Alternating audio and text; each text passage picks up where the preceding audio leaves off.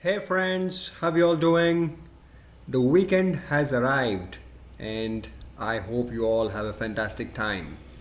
So, I am making this video because I have been asked about this topic many times by my friends on YouTube.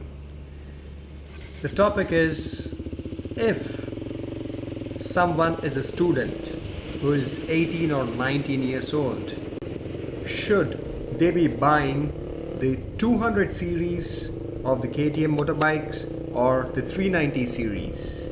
So, in this video, I'm going to be putting myself into the situation of an 18 or a 19-year-old person.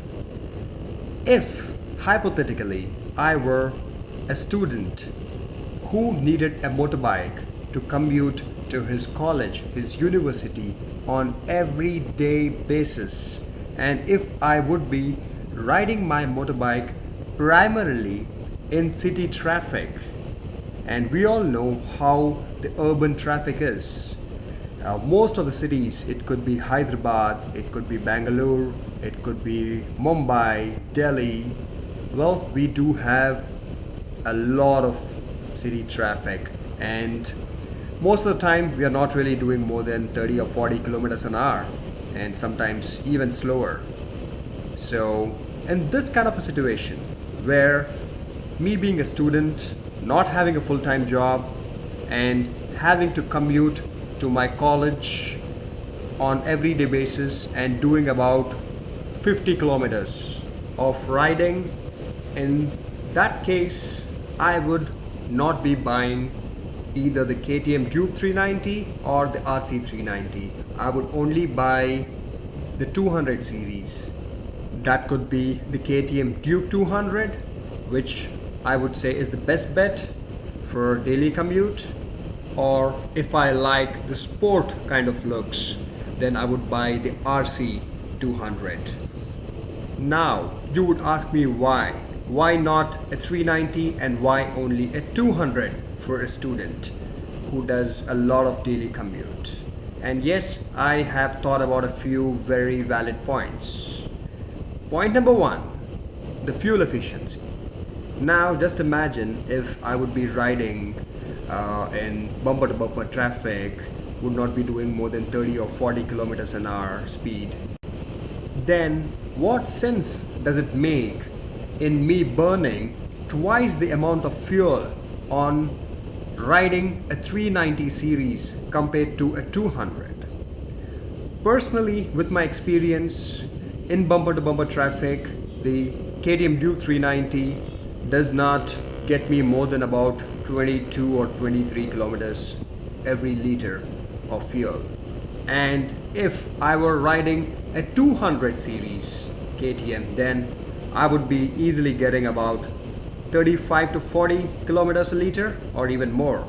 I'm not exactly sure about it, but a 200 series will get you way more fuel efficiency than a 390 series. Now, point number two, the tires. So if you are riding a KTM Duke 390, we all know they have Metzeler tires and they would not last more than about 10,000 kilometers, the rear tire. So again, when you are commuting in the city, do you really need such good tires? Yes, if you were doing really fast rides on the weekends, these tires matter a lot.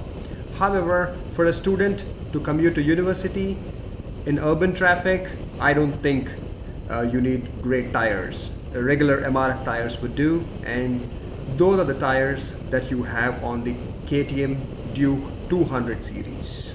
Now you would say, well, we can put cheap tires onto the 390 series also, but again, why buy a fast performance bike and put cheap tires onto it? And now we are going to be talking about rideability. We all know the 390 series of KTM produces a lot of engine heat. That is because they have a high compression engine. And well, in city urban traffic, when it's bumper to bumper, this engine heat is not something that you would want. It is very uncomfortable. Your legs start to burn. And also, if the traffic is so bad that the motorbike is not moving ahead at all, then very soon the high coolant temperature warning would show up on the 390 series motorbikes. That means the engine is really hot. This engine heating issue is something that you would not face on the 200 series motorbikes of KTM, because they are not as high compression as the 390 series are. So your legs would not burn and you would not get the high coolant temperature warning. Point number 4, a heavy clutch lever. That is what the KTM Duke 390 and the RC 390 have. That is because it's a bigger engine and it has a bigger clutch. And we all understand, in bumper to bumper traffic, when we are moving only a few feet per minute and we are having the clutch pulled back most of the time, our hands would hurt. It is not easy, and I personally don't like it. So, I'm fine with the clutch of the KTM Duke 390, but if you get stuck in really bad traffic, it's not a good thing. And this concern is not there on the 200 series because they have a much smaller clutch unit. Now, point number 5, tall gear ratios.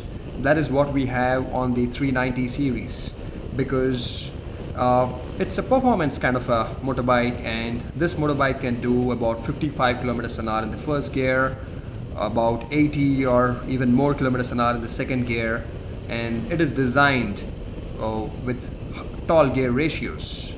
And it is really good when you're doing performance rides on the highways or on the racetrack, but in bumper to bumper traffic, what happens is when you have to ride slow, when you only have to ride at about 30 or 40 kilometers an hour, then on a Duke 390 or on an RC 390, you would have to be in the second gear all the time. You can put it onto the fourth gear, but it's not good for the engine. It is stressing the engine. So in the same situation, if you had a 200 series, then you can ride at about 40 kilometers an hour, could be in the fourth gear. So that is a good point, because your fuel efficiency would be better, and also the engine would not heat up much, and overall it's a better riding experience with shorter gear ratios, which the 200 series have compared to the 390 series. Now, point number 6, the cost of insurance. Well, the 390 series motorbikes cost much more than the 200 series motorbikes, so the cost of insurance would also be much higher.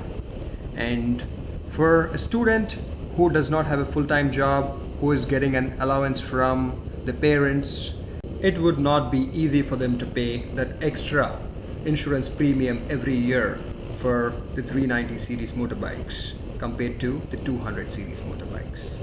So friends, putting all the points together, the cost of the fuel, cost of the tires, cost of insurance, rideability in traffic, gear ratios, engine heat, all put together, if I were a student, 18 or 19-year-old, my best bet would be a Duke 200 or a RC 200. However, not the 390 series motorbikes. Well, this is my personal opinion. Others could feel something different. That is all right. I respect it. And please do comment and let me know what you feel. And if you have any questions or if you are still confused which motorbike to buy, a 390 or a 200, I will still be able to help you out. That's it. Thank you very much. Have a good day. Bye bye.